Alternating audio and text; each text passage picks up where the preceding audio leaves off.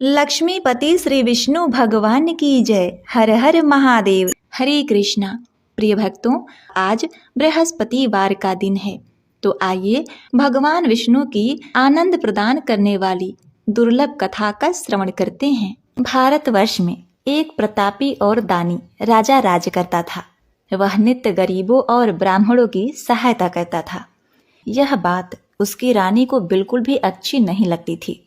वह न ही गरीबों को दान देती थी, न ही भगवान का पूजन करती थी, और राजा को भी दान देने से मना किया करती थी। एक दिन राजा शिकार खेलने वन को गए हुए थे, तो रानी महल में अकेली थी। उसी समय बृहस्पति देव साधु वेश में राजा के महल में भिक्षा के लिए आए और भिक्षा मांगने लगे। रानी ने भिक्षा देने से तो इनकार कर दिया और कहा, हे साधु महाराज, मैं तो दान पुण्य से तंग आ गई हूँ। मेरा पति सारा धन लुटाते रहते हैं।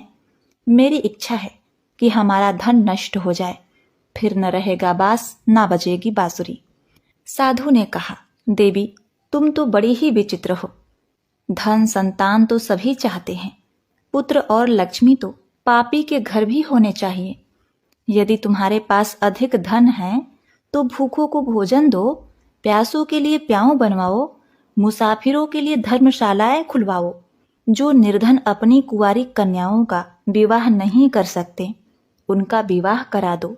ऐसे और कई काम हैं देवी, जिनके करने से तुम्हारा यश लोक परलोक में फैलेगा। परंतु रानी पर उपदेश का कोई प्रभाव न पड़ा। वह बोली, महाराज, आप मुझे कुछ न समझाएं। मैं ऐसा धन नहीं चाहती जो हर जगह बांटती फिरूं। साधु ने उत्तर दिया, यदि तुम्हारी ऐसी इच्छा है तो तथास्तु, तुम ऐसा ही करना। बृहस्पतिवार को घर लीप कर पीली मिट्टी से अपना सिर धोकर स्नान करना, भट्ठी चढ़ाकर कपड़े धोना, हर बृहस्पतिवार के दिन मांस मदिरा का सेवन करना। अपने पति से कहना कि वो बृहस्पतिवार के दिन हजामत बनवाए। ऐसा करने से आपका सारा धन नष्ट हो जाएगा। इतना कहकर वह साधु महाराज वहां से चले गए। साधु के अनुसार कही बातों को पूरा करते हुए रानी को केवल 3 बृहस्पतिवार ही बीते थे कि उसकी समस्त धन संपत्ति नष्ट हो गई। भोजन के लिए राजा का परिवार तरसने लगा। एक दिन राजा रानी से बोला कि हे रानी, तुम यही रहो, मैं दूसरे देश को जाता हूँ, क्योंकि यहाँ पर सभी लोग मुझे जानते हैं, इसलिए मैं छोटा कार्य नहीं कर सकता। ऐसा कहकर राजा परदेश चला गया। वहां वह जंगल से लकड़ियां काट कर लाता और शहर में बेचता। इस तरह वह अपना जीवन व्यतीत करने लगा। इधर राजा के परदेश जाते ही रानी और दासी दुखी रहने लगे।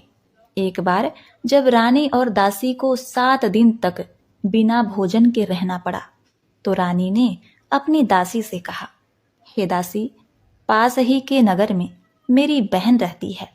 वह बड़ी धनवान है, तू उसके पास जा और कुछ लेकर आ, ताकि थोड़ी बहुत गुजर बसर हो जाए।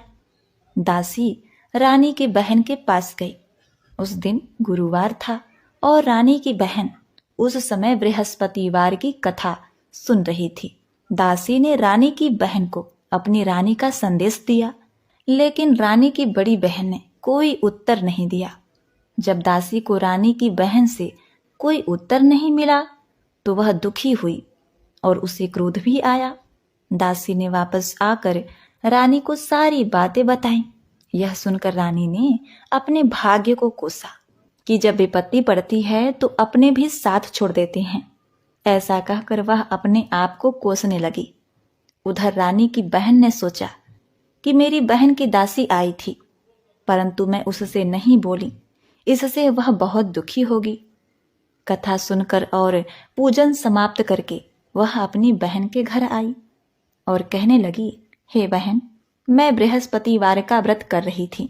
तुम्हारी दासी मेरे घर आई थी, परंतु जब तक कथा होती तब तक न तो उठते हैं और न ही बोलते हैं, इसलिए मैं नहीं बोली। कहो, दासी क्यों गई थी? रानी बोली, बहन, तुझसे क्या छिपाना, हमारे घर में खाने तक को अनाज नहीं था। ऐसा कहते कहते रानी की आंखें भर आईं। उसने दासी समेत पिछले 7 दिनों से भूखे रहने तक की बात अपनी बहन को विस्तार पूर्वक सुना दी। रानी की बहन बोली, देखो बहन, भगवान बृहस्पति देव सबकी मनोकामनाओं को पूर्ण करते हैं। देखो, शायद तुम्हारे घर में अनाज रखा हो। पहले तो रानी को विश्वास नहीं हुआ, पर बहन के आग्रह करने पर उसने अपनी दासी को अंदर भेजा तो उसे सचमुच अनाज से भरा एक घड़ा मिल गया। यह देखकर दासी को बड़ी हैरानी हुई। दासी रानी से कहने लगी, हे रानी, जब हमको भोजन नहीं मिलता तो हम व्रत ही तो करते हैं, इसीलिए क्यों ना इनसे व्रत और कथा की विधि पूछ ली जाए ताकि हम भी व्रत कर सकें। तब रानी ने अपनी बहन से बृहस्पतिवार व्रत के बारे में पूछा। उसकी बहन ने बताया, बृहस्पतिवार के व्रत में चने की दाल, मुनक्का से विष्णु भगवान का केले की जड़ में पूजन करें तथा दीपक जलाएं, व्रत कथा सुने और पीला भोजन ही करें। इससे बृहस्पति देव प्रसन्न होते हैं। व्रत और पूजन विधि बताकर रानी की बहन अपने घर को लौट गई। 7 दिन के बाद जब गुरुवार आया तो रानी और दासी ने व्रत रखा। घुड़साल में जाकर चना और गुड़ लेकर आई, फिर उसे केले की जड़ तथा विष्णु भगवान का पूजन किया। अब पीला भोजन कहाँ से आए, इस बात को लेकर दोनों बहुत दुखी थीं।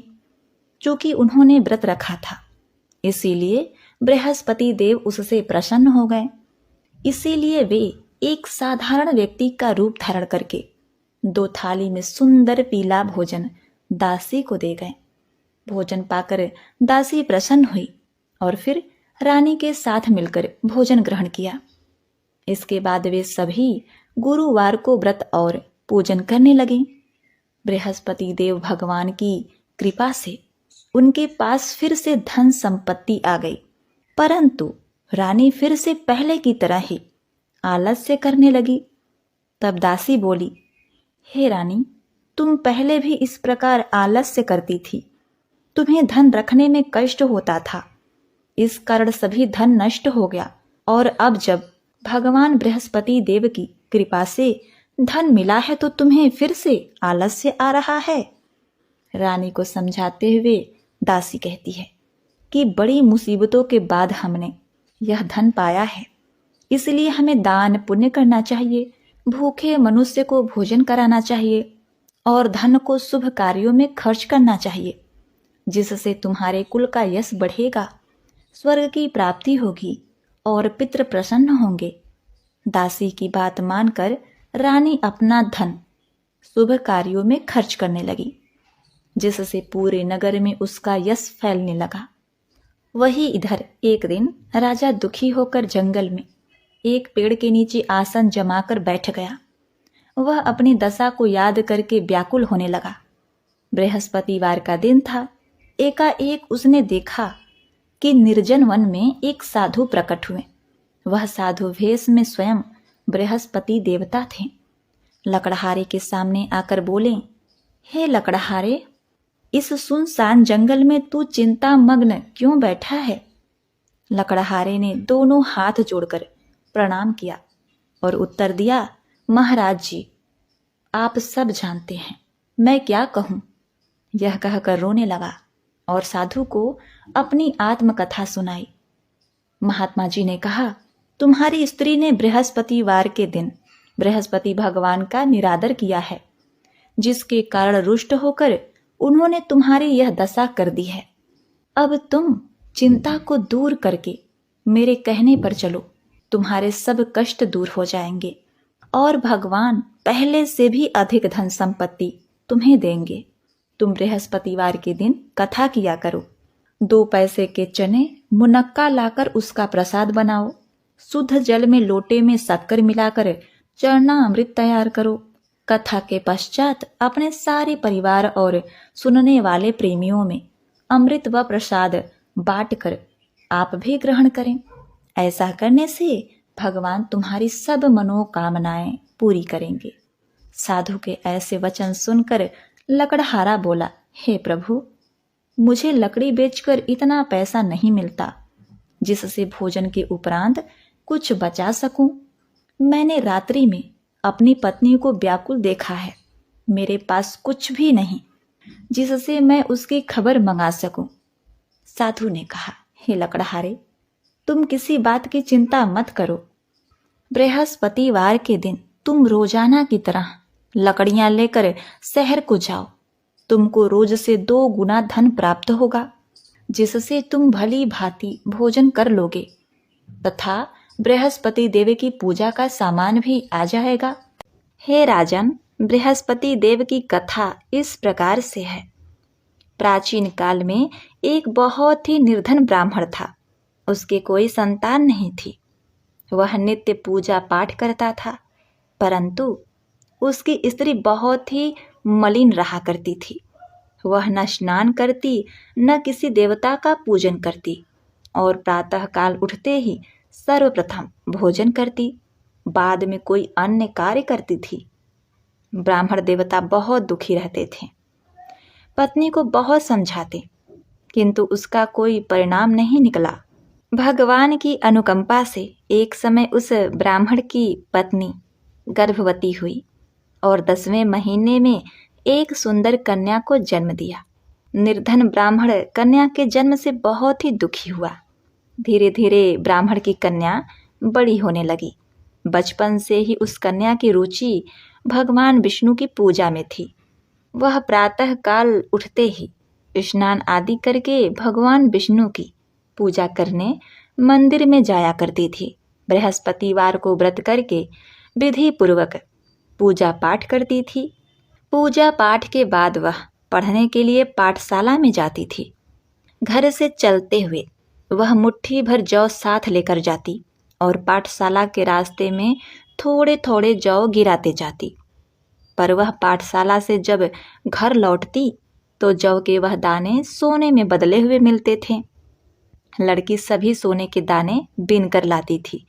एक दिन जब वह सोने के दाने को साफ कर रही थी तो उसकी माँ ने कहा, बेटी, सोने के दाने साफ करने के लिए सोने का सूप भी होना चाहिए। अगले दिन बृहस्पतिवार था।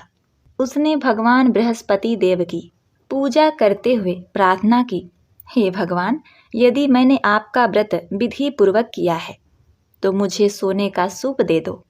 भगवान बृहस्पति देव ने उसकी मनोकामना पूरी करने का वचन दिया। पाठशाला से लौटते समय उसे रास्ते में सोने का सूप पड़ा हुआ मिला। घर लौटकर सोने का सूप उसने अपनी माँ को दिखाया। वह सोने के दाने साफ करने लगी। उसी समय नगर का राजकुमार उसके घर के पास से गुजर रहा था। उस सुंदर लड़की को सोने के सूप में जौ साफ करते देखकर राजकुमार उस पर मोहित हो गया। महल में लौटकर राजकुमार ने राजा से उस लड़की से विवाह करने की इच्छा प्रकट की। तो राजा ने ब्राह्मण को महल में बुलाकर राजकुमार से उसकी लड़की के विवाह की बात कही। ब्राह्मण तैयार हो गया। धूमधाम से उस लड़की का विवाह राजकुमार से हो गया। अब देखिए, दुल्हन बनकर ब्राह्मण की लड़की महल में चली गई। लड़की के चले जाने से ब्राह्मण फिर से निर्धन हो गया। उसे कई कई दिन भोजन भी नहीं मिलता था। बहुत दुखी होकर ब्राह्मण एक दिन अपनी लड़की के पास गया। अपने पिता से निर्धनता का समाचार सुनकर उसे बहुत सा धन देकर पिता को विदा किया। उस धन से ब्राह्मण के दिन कुछ दिन तो आराम से गुजर गए, लेकिन जल्दी ही फिर भूखों मरने की हालत हो गई। ब्राह्मण अपनी लड़की से धन के लिए फिर महल में पहुंचा। लड़की ने अपने पिता की बुरी हालत देखकर कहा, पिताजी, आखिर आप कब तक मुझसे धन लेकर जीवन यापन करेंगे? आप कोई ऐसा उपाय क्यों नहीं करते जिससे आपका घर धन संपत्ति से भर जाए? ब्राह्मण ने कहा, मैंने तेरी माँ को बहुत समझा दिया, पर उसकी समझ में कुछ नहीं आता। उसका फूहड़पन नष्ट हो तो घर की निर्धनता भी दूर हो जाए। तब कुछ सोचकर लड़की ने पिता से कहा, पिताजी, आप कुछ दिनों के लिए मेरी माँ को मेरे पास छोड़ जाओ। तब कुछ सोचकर ब्राह्मण पत्नी को लड़की के पास महल में छोड़ गया। लड़की ने अपनी माँ से कहा, माँ, तुम प्रातः काल उठकर स्नान आदि करके भगवान बृहस्पति देव विष्णु जी की पूजा अवश्य करना। पूजा करने से तुम्हारी निर्धनता अवश्य ही दूर हो जाएगी। लेकिन उसकी माँ ने उसकी कोई बात नहीं मानी। तब क्रोधित होकर लड़की ने अपनी माँ को एक कक्ष में बंद कर दिया। सूर्योदय के समय माँ को उठाकर जबरदस्ती उसे स्नान कराया और फिर मंदिर ले जाकर भगवान बृहस्पति देव की पूजा कराई। कुछ दिनों तक ऐसा करने से माँ की बुद्धि में परिवर्तन हुआ और वह स्वयं बृहस्पतिवार का व्रत रखने लगी। उसके व्रत रखने से ब्राह्मण के घर में भगवान विष्णु की अनुकंपा से धन की वर्षा होने लगी। दोनों पति पत्नी धन संपत्ति पाकर आनंद पूर्वक जीवन व्यतीत करने लगे और विष्णु धाम को चले गए। इतना कहकर साधु अंतर्ध्यान हो गए। धीरे धीरे समय व्यतीत होने पर फिर वही बृहस्पतिवार का दिन आया। लकड़हारा जंगल से लकड़ी काट कर किसी शहर में बेचने गया। उसे इस दिन और दिन से अधिक पैसा मिला। राजा ने चना गुड़ आदि लाकर गुरुवार का व्रत किया। उसी दिन से उसके सभी क्लेश दूर हो गए। परंतु जब दोबारा गुरुवार का दिन आया तो बृहस्पतिवार का व्रत करना भूल गया। इस कारण बृहस्पति देव भगवान नाराज हो गए। उस दिन उस नगर के राजा ने विशाल यज्ञ का आयोजन किया तथा शहर में यह घोषणा करवा दी कि कोई भी मनुष्य अपने घर में भोजन न बनावे, न आग जलावे। समस्त जनता मेरे यहाँ भोजन करने आवे। इस आज्ञा को जो नहीं मानेगा उसे फांसी की सजा दी जाएगी। इस तरह की घोषणा संपूर्ण नगर में करवा दी गई। प्रिय भक्तों, राजा की आज्ञा अनुसार शहर के सभी लोग भोजन करने लगे।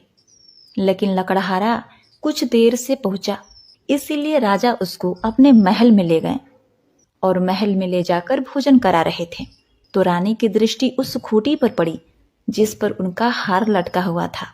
वह हार वहां दिखाई नहीं दिया। रानी ने निश्चय किया कि मेरा हार इस मनुष्य ने चुरा लिया। उसी समय सिपाहियों को बुलाकर उसको कारागार में डलवा दिया।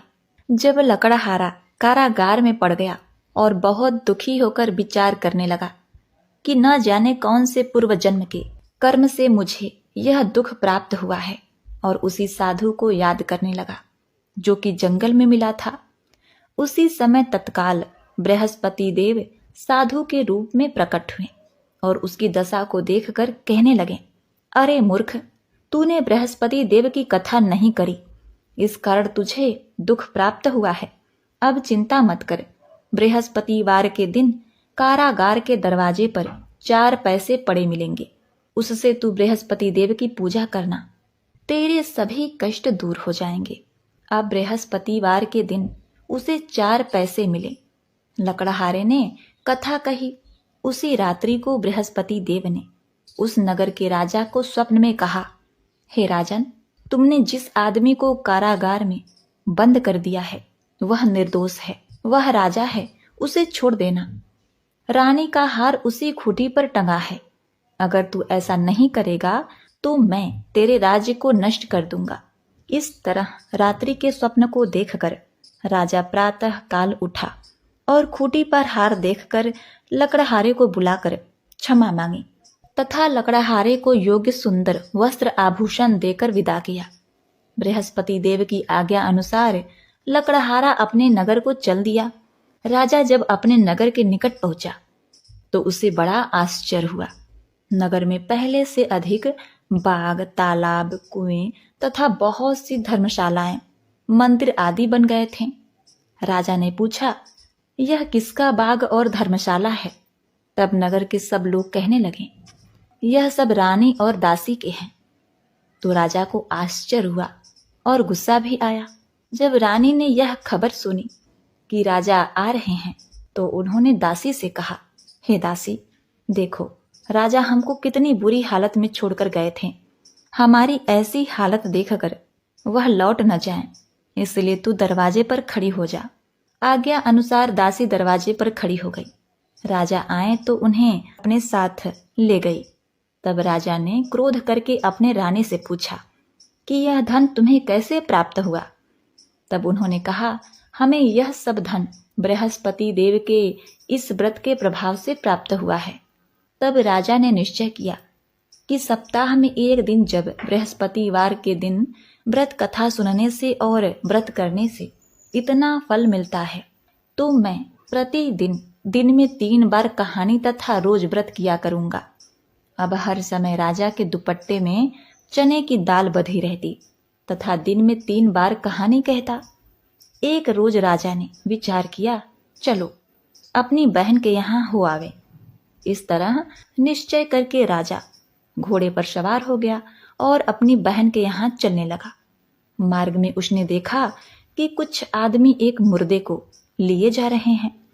उन्हें रोककर राजा ने कहा, अरे भाइयों, मेरी बृहस्पति देव की कथा सुन लो। वे बोले, लो, हमारा तो आदमी मर गया है, इसको अपनी कथा की पड़ी है। परंतु कुछ आदमी बोले, बुजुर्ग आदमी बोले, अच्छा कहो, हम तुम्हारी कथा भी सुन लेंगे। राजा ने दाल निकाली और जब कथा आधी हुई तो मुर्दा हिलने लगा, और जब कथा समाप्त हो गई तो राम राम करके मनुष्य उठकर खड़ा हो गया। ये सब चमत्कार देखकर सभी लोगों ने निश्चय किया कि हम भी बृहस्पतिवार के दिन व्रत करेंगे और कथा का श्रवण करेंगे। आगे मार्ग में उसे एक किसान खेत में हल चलाता हुआ दिखाई दिया। राजा ने उसे देखा और उससे बोले, अरे भाई, तुम मेरी बृहस्पतिवार की कथा सुन लो। किसान बोला, जब तक मैं तेरी कथा सुनूंगा तब तक 4 हरैया जोत लूंगा। जा, अपनी कथा किसी और को सुनाना। इस तरह राजा आगे चलने लगा।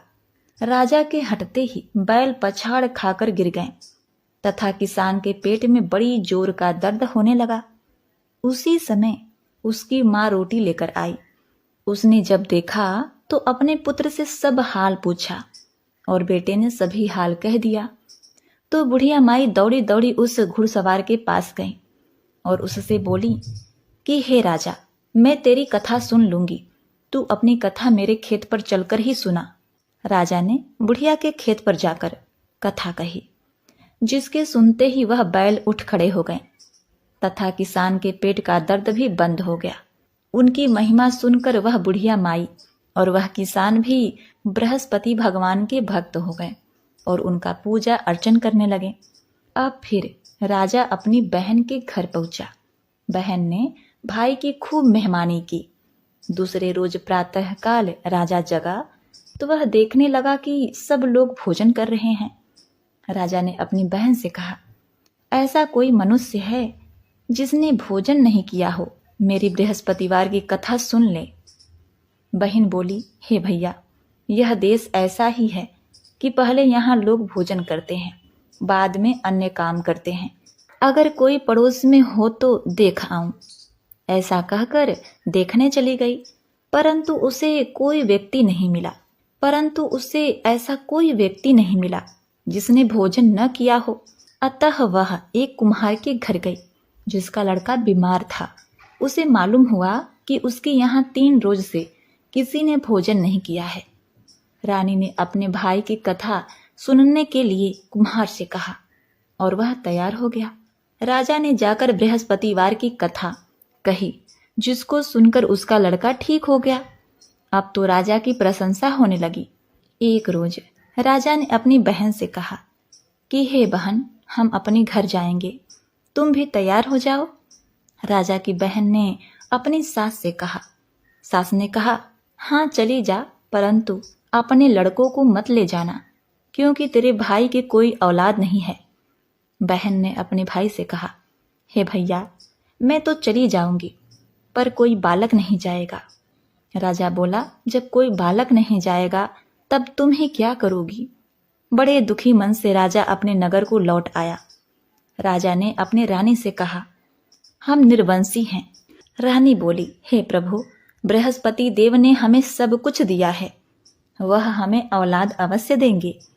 उसी रात बृहस्पति देव ने राजा से स्वप्न में कहा, हे राजा, उठ, सभी सोच त्याग दे, तेरी रानी गर्भ से है। यह बात सुनकर राजा बहुत ही खुश हुआ। 9वें महीने 9वें महीने रानी के गर्भ से एक सुंदर पुत्र पैदा हुआ। तब राजा बोला, हे रानी, स्त्री बिना भोजन के रह सकती है, पर बिना कहे नहीं रह सकती।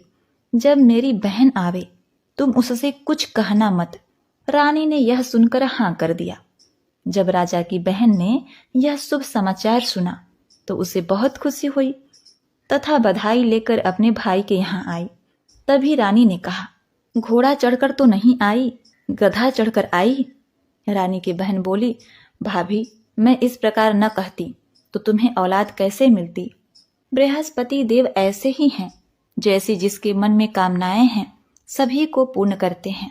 जो सदा भावपूर्वक बृहस्पतिवार का व्रत करता है एवं कथा पढ़ता है अथवा सुनता है, दूसरों को सुनाता है, बृहस्पति देव उसकी सभी मनोकामनाएं पूर्ण करते हैं। तो बोलो बृहस्पति भगवान की जय।